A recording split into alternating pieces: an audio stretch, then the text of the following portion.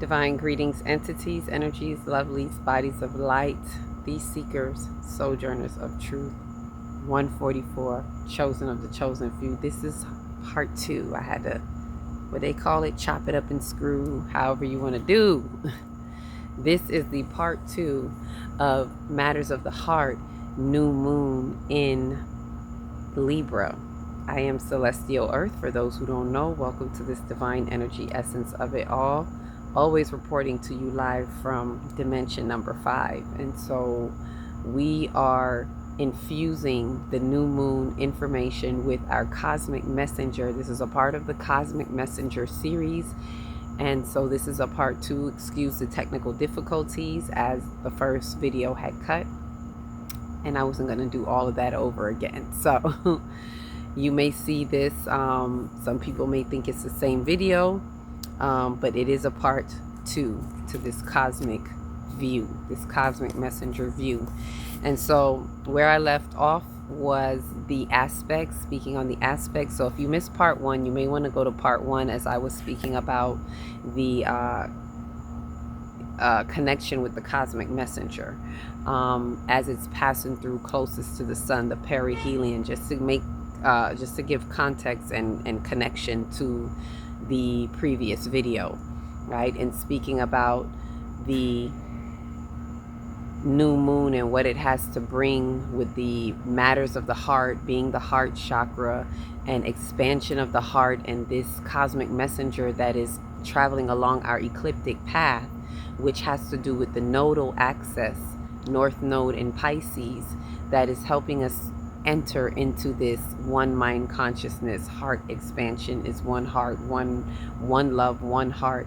It's the love frequency. So this is why this green messenger, emerald tablets, the return of Jehudi, this messenger is bringing to us all of the cosmic gas that it is releasing in its mass for us to receive. Ashe. So the first video breaks that down. I speak about the crystal that can be used. So I definitely want to mention that again for those in case who did not see the first video. The fluoride, which is for the heart going up, heart to the crown, right? So let me get right into it, because I will get probably cut. So going into the aspects, we were speaking about Mars in conjunct. Before I get into the aspects, again, reminder of the 5D calendars. Get them at a 5D corner near you at akilahtextri@gmail.com. In the description, you will see that email. Also, look out for the root chakra workshop, 3-day workshop coming up this weekend, starting Friday, and also tomorrow, mañana, which may be today if you see this the next day.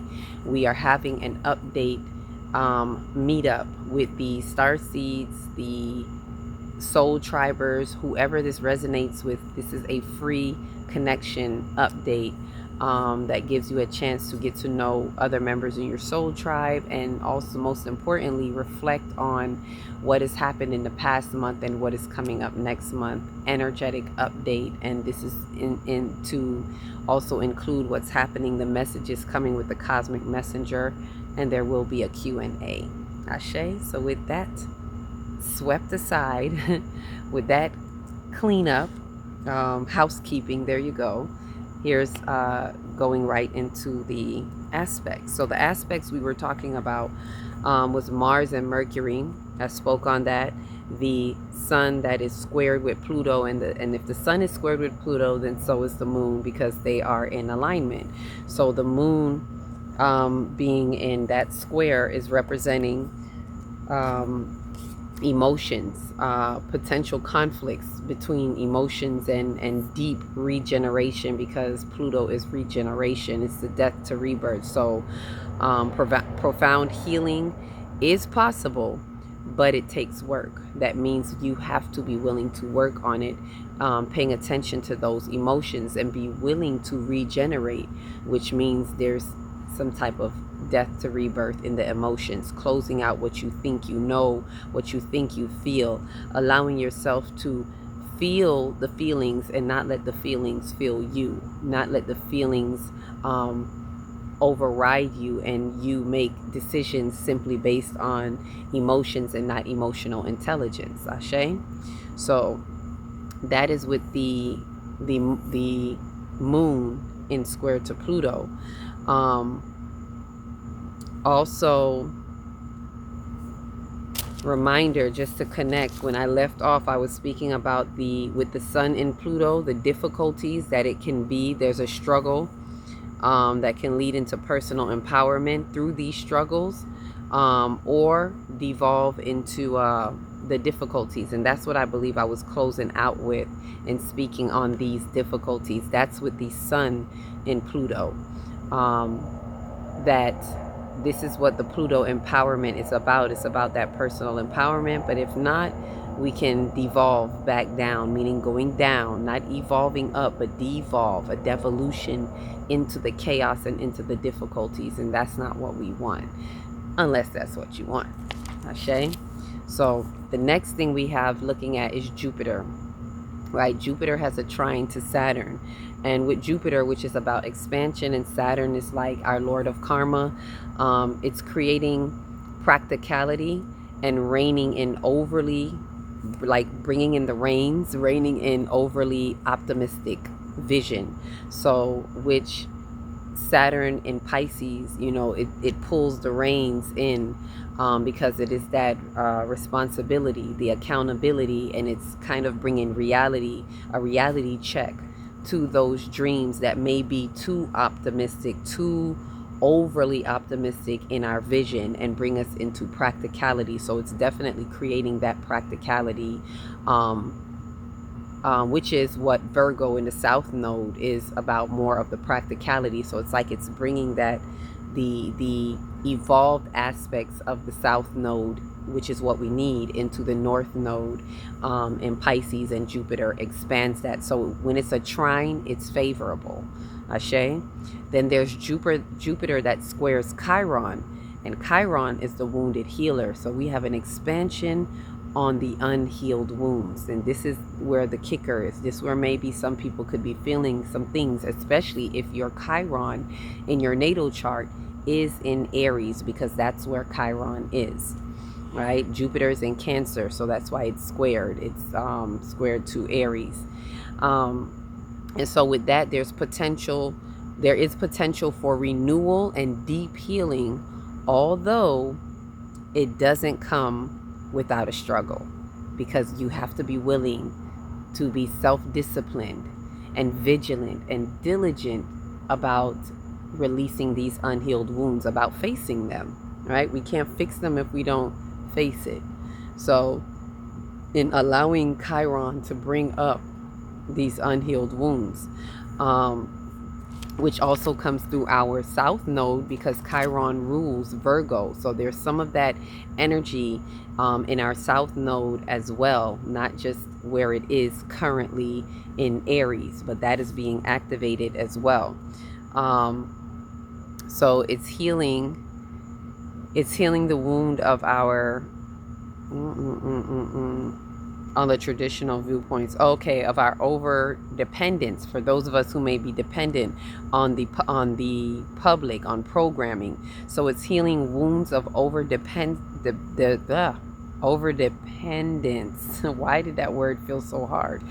Healing the wounds of over dependence on traditional viewpoints. So whatever society has, whatever family values, old outdated family values that no longer serve us, where we are overly dependent on these things, it is healing the wounds of this. Because a lot of us, although it is wounds, we don't sometimes recognize it as wounds, and we're dependent on this programming, right? These traditional viewpoints that are, and this is what we're breaking, right? Especially with Chiron in Aries, because we are breaking the Aries.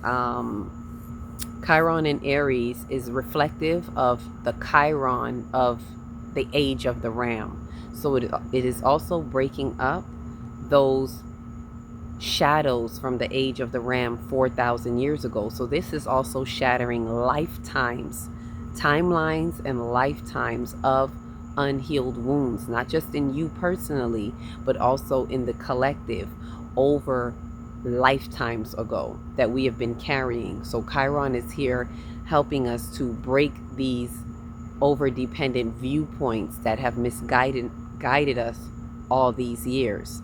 Now, with that said, there's also the sun in opposition to Chiron, being that Chiron is in Aries and the sun is in Libra, and that's an opposition. So with this, it's a light. It's shining the light on the renewal and deep healing, meaning it's brought to the outer world when it says shining the light, because that's what the sun is, right? So unhealed wounds brought into the outer world, and healing is possible. Again, this is allowing it to be possible, but it must begin with acceptance of what is there. Do you accept what you're now seeing? What is showing up in the outer world? Do you accept it? And so Chiron, the wounded healer, it's that these deep wounds that we need to face are also being brought into. So we have Jupiter expanding it in a square, right? And we have the sun in opposition, which is also a square. It's an opposition square. So you may have some discomfort there. However, have patience, have understanding, because these are the necessary challenges that are being brought up to us. Chiron is a very important part, a key component in bringing up the things we need to see. So do not push any away. Do your best to avoid avoidance, right? Avoid running, avoid fleeing, avoid, we want to not push things away, but we want to face it, and face it with love and compassion. Expand your capacity for compassion in order to withstand it. Ashe. Uranus is sextile to Neptune, and Neptune is sextile to Pluto, right? And I want us to look at this because of this sextile, which is a tighter. Sextiles and trines are usually favorable and harmonic. Sextiles are a tighter degree of that trine, right? The trine is a wider angle, a wider triangle, and the sextile is just bringing it a little bit more, small, tighter degrees, if you will. So Uranus sextile Neptune is strong potential for innovative. Yes, because Uranus is about technology and innovative, and so it's a strong potential for innovative breakthroughs on the realm of creativity, spirituality, and mass compassion. So Uranus sextile with Neptune is bringing that forward, because Neptune is spirituality. So it's expanding that, and it's bringing breakthroughs into spirituality, which is what we need. Radical changes into spirituality, which is what we need. And then Neptune being sextile to Pluto. Neptune is in the middle. It's the pivotal point. So you have Neptune and Uranus over here, and you got Neptune and Pluto in a sextile over here.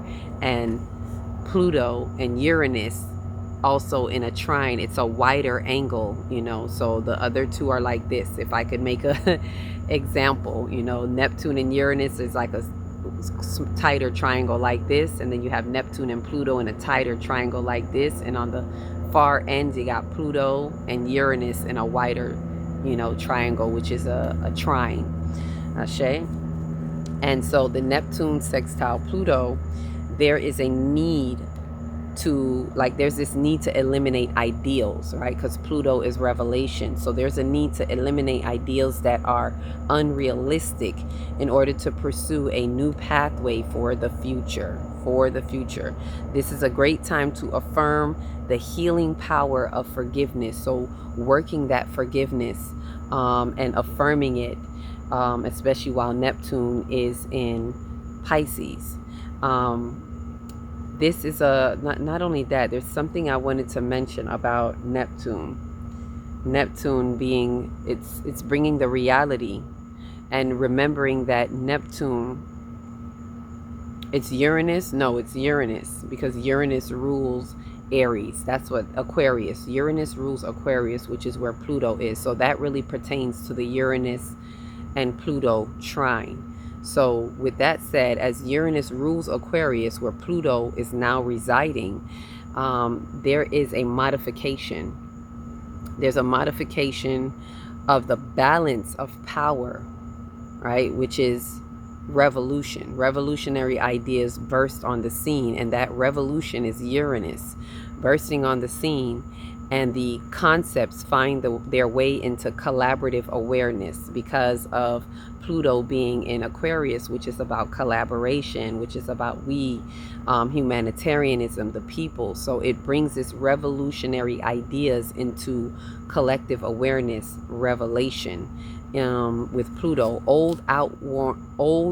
outdated and outworn policies and ways of assertive control start to yield, so that like a new world order, I call it true world order, the new, which is a true world order, can now emerge. So the revelation is like in harmony with the revolution.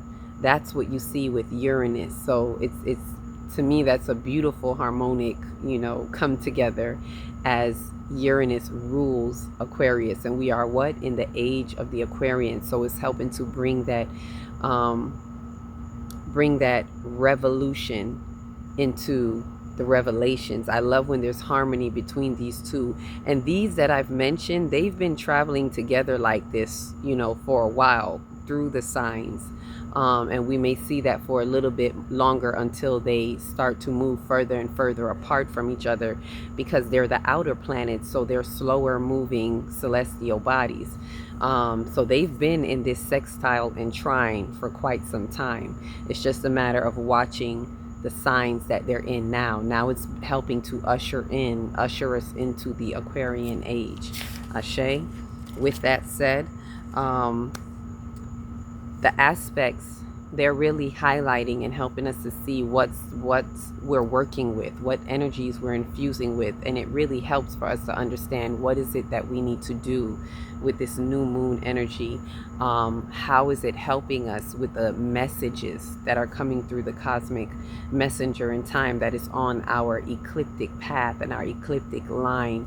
If you are paying attention to the aspects, you're seeing the pattern of us being urged to come from practicality, to have evolved practicality from our south node in Virgo, bringing us into the heart expansion, into the north node in Pisces. Our messenger, our cosmic messenger, is really ushering us into this. This is important. This is imperative. This is a very pivotal moment in our time expansion. As we're in this time-space reality, it is really expanding this for us, helping to usher us into the fifth dimension and into the Aquarian age, allowing the Aquarian age to also usher us into 5D.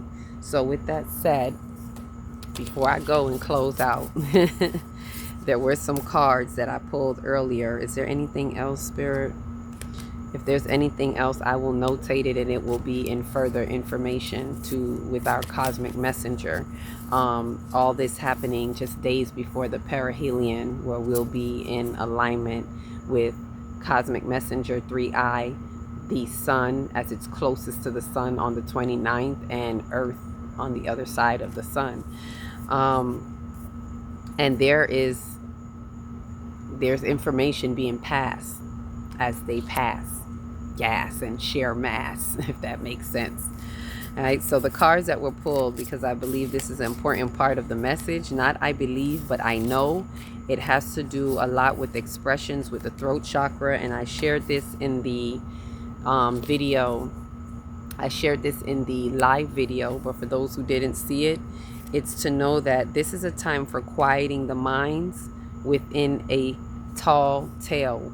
Right, the card that I pulled, and it was pulled upside down, so we are to quiet the minds over these tall tales, right? And it's upside down because these are tales where it's not so obvious. People are not realizing the tales that we tell ourselves, the delusions and the illusions. And it's not just what you think is the delusions, but it's the very things and the constructs that you believe in. And we need to quiet that noise and that chatter in our minds that want to believe, that are over dependent, like that aspect said, over dependent on traditional views. It's time to let go of these traditional views. Quiet that mind, quiet that noise. that has been carrying these views for far too long, and they're outdated, and the timelines for that are collapsing. So quiet the mind so that you can see the tall tales that must unveil, because the veils are thin and the curtains are dropping. So we're going to see the veils the more we quiet the mind. And they're both throat chakra cards. So in our throat chakra, which is expressions, which is 5D, the fifth dimension, the fifth element, expression of creation in time, this is what we need to quiet our minds. All right, so this is what is best going to help us. How do we quiet the mind?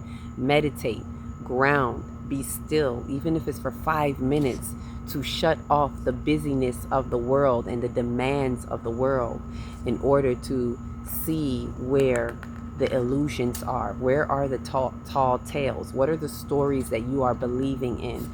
The news, watching the news, listening to the outside world and outside experience. It is time to turn off the tall tales.